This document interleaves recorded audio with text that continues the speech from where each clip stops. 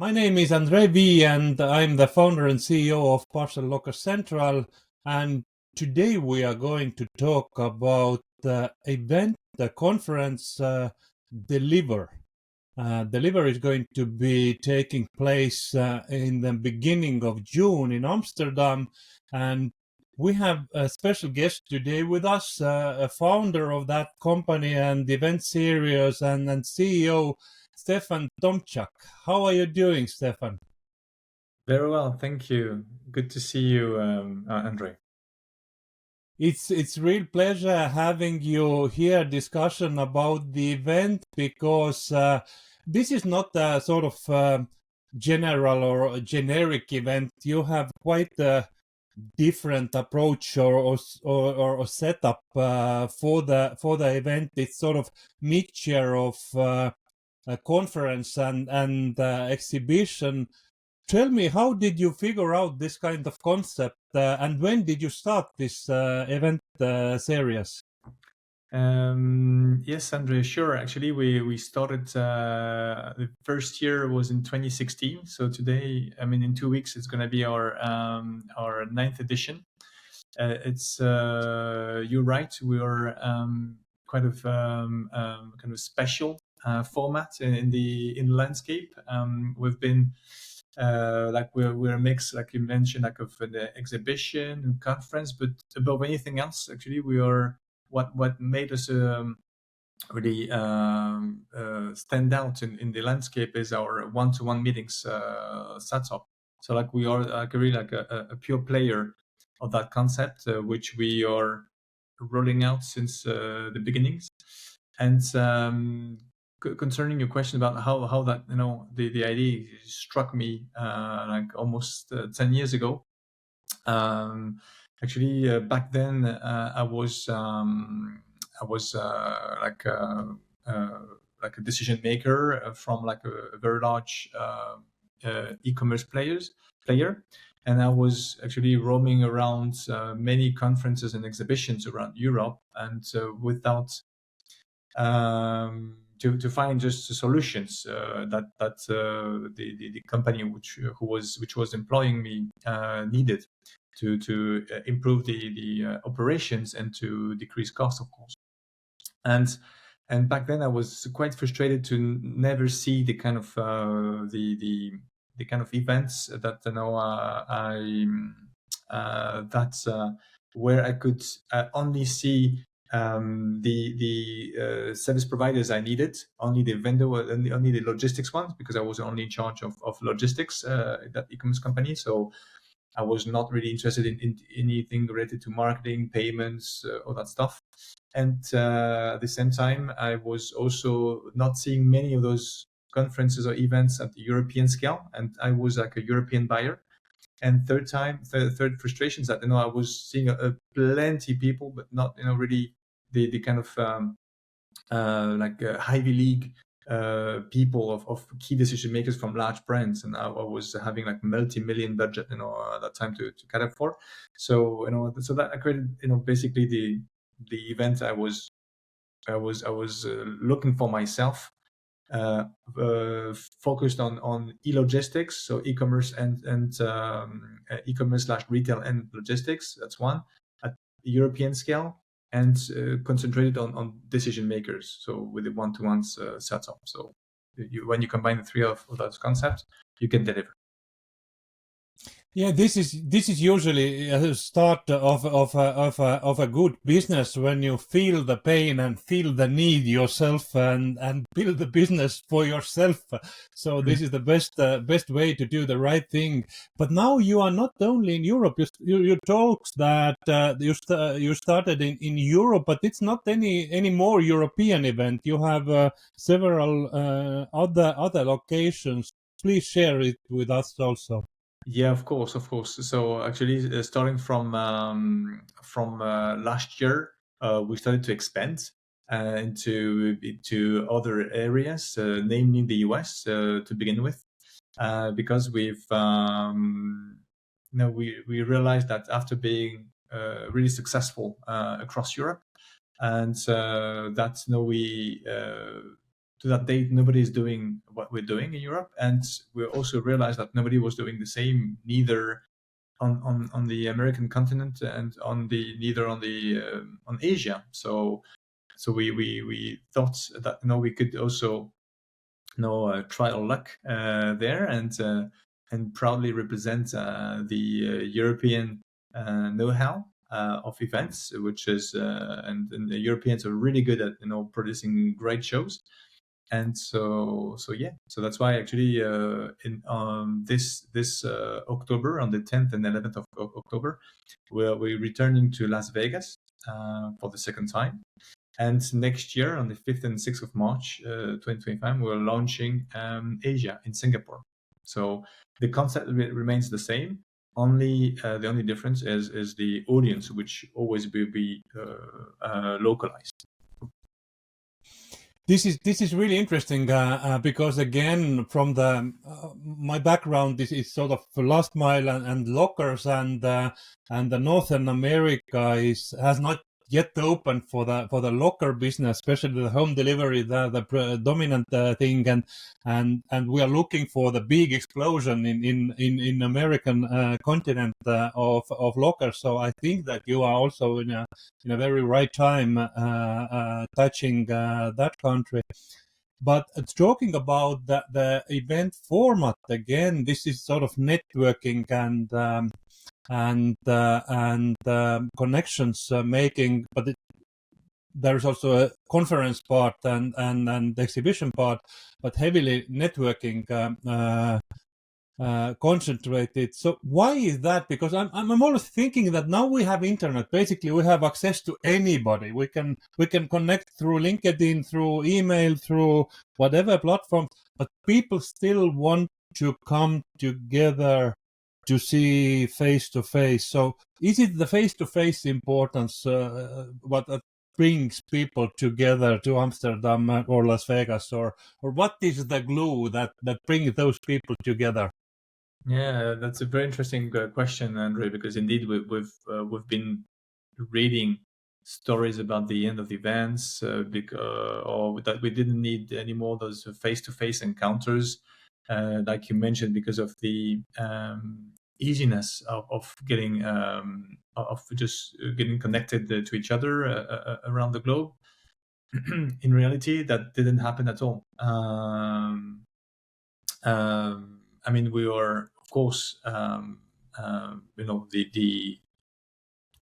digital is at the very center of all our lives, and but it's never gonna replace the I would say the quality of the information you can share when you're in the same room. So what we do, I would say the magic that we produce is that when you have more than 1,500 key decision makers all in the same field, for one continent like Europe, Asia, US, then you create something, which cannot be replicated only by the video calls or even online meetings, which we also did during the pandemic. So I think there's a matter of just trust. You trust more someone that you see with all the body language. You also, I would say, you have also the confidentiality of conversation, which is not recorded. When you're in the same room. When you're a decision maker from the service provider or from the shipper side, you have important responsibilities, and you don't want to be caught kind of sharing information that could spread out anywhere. So definitely I see like a bright future for physical encounters for the years to come. I do share it with you absolutely, because one thing that separates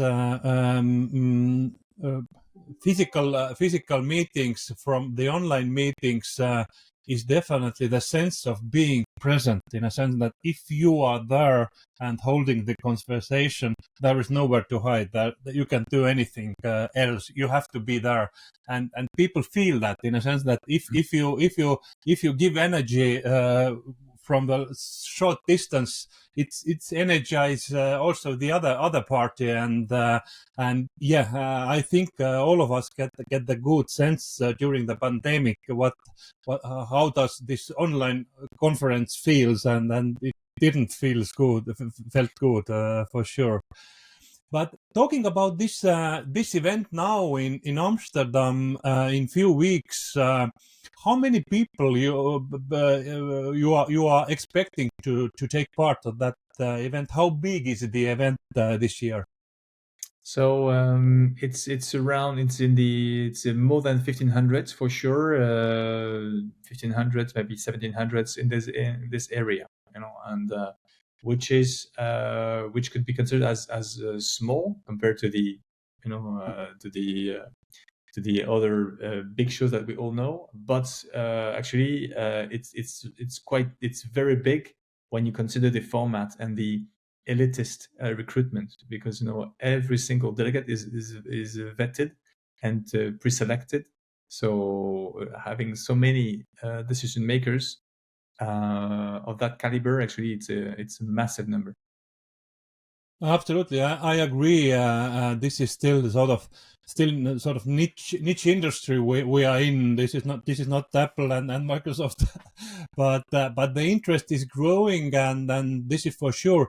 But do you see any trends of some industry segments for this year's event, or some kind of trends? Who is retail more active, or are carriers and postal organizations more active, or other parts of the supply chain? Do you have any notes before the event? I mean, what we've been seeing when we were researching the reasons why our customers and what our delegates are coming, the shippers, we've seen actually a trend towards looking for, I would say, more cost-efficient solutions.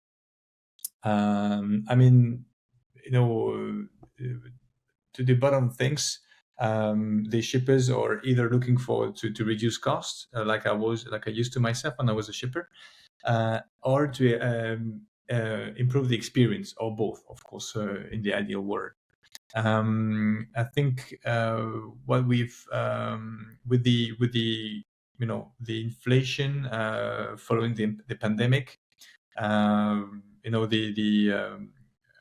obviously the end users are looking for kind of more like cheaper solutions, and they're more like like price sensitive, and that also reflects onto the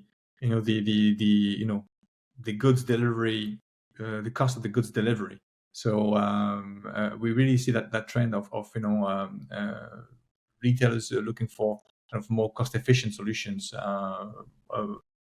before the outbound shipment, and also the delivery and returns. Returns also is still like a very high topic on the agenda. The other thing is, as we've seen, is that with all the disruptions that we've seen lately on the inbound goods, like the sea freight, and again, the wars, and the stock disruptions happening.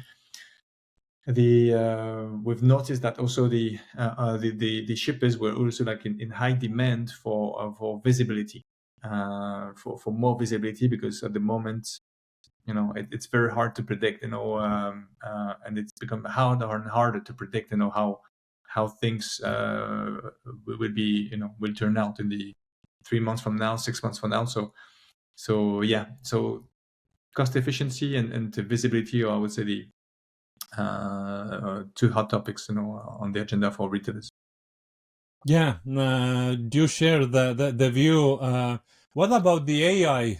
This is sort of the buzzword that everybody is talking about. Have it been also up in your upcoming event? No, yeah, for sure. I mean, the AI and generative AI is definitely, in everybody's mind. Actually, it actually it is transforming, a way of working like internet did, 20 something years ago. But I think it's maybe a bit less. I would say it's not, it's a bit less of a focus really compared to the other priority areas I mentioned, because yes, AI will also transform all the packages will be delivered, returned, prepared, etc. But I would say, I mean, I don't see this technology to be fully ripe yet, to be honest. Yeah, I agree with that statement. Also, I sort of feel that right now during the pandemic, the e-commerce boomed and the volumes were increasing drastically, and now we are sort of plateauing with the volumes, and now is exactly the moment where the supply chain is trying to be more cost effective, as you said. So that today's problem is profitability and the tools to get that, and this AI is a big part of the future of the next wave maybe for the growth. But we did a little bit talked about the future already, that you will have the US event and the Asian event, but what else have you have you in the pipeline? Are you considering uh, any more geographical expansion or any other changes in the future in the existing formats? I mean, if we see that the product is successful, for sure we could look into other plans. But at the moment, already rolling out our brands globally across Northern America and Asia is keeping us really busy. So this is definitely that will be our top focus for the couple of years to come. And then what comes next, we'll see. But for sure, the what makes us a bit different is that we have internalized everything. We have like a strong team of 40 talented people, working actually remotely across the globe. And we have also built our internal platform to register and matchmake, delegates. So yes, these are two very strong assets, that could be leveraged for further expansions. Now, if after this discussion, some very interesting company wants to take part of that year's event, is there any place still available, or it's sold out already? It's too late to take action towards Amsterdam. I mean, if you're talking about the like a service provider, actually, yes, we are sold out. But I mean, usually, we like offering maybe like a small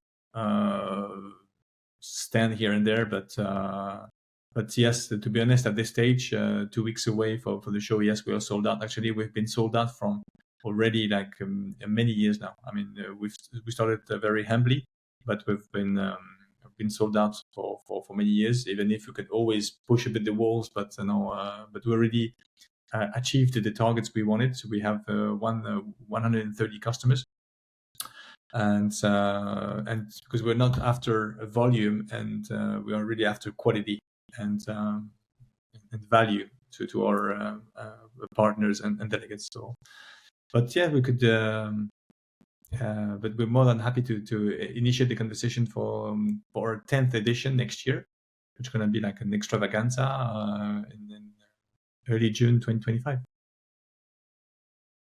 Yeah, but anyway, in a sense, who is interested in the deliver.event is the homepage where you can get additional information about the company and the events. And thank you, Stefan, for the discussion. I really enjoyed it and looking forward for the actual event in Amsterdam in a few weeks' time. Okay, thank you very much, Andre, for the invitation. It was a real pleasure to answer your questions.